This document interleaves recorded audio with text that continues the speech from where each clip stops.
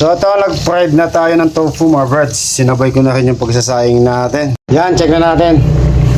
Wow. Add na natin tong egg.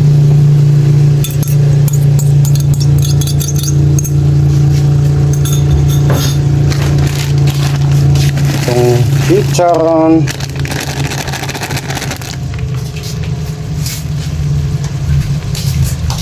Tofu.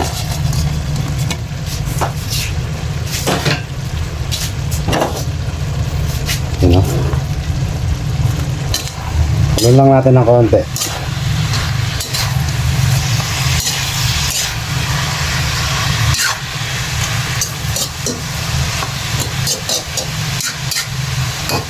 Tapos takpan natin, sinare natin ng mga ilang minuto pa. Tapos goods na, kakain na tayo nun.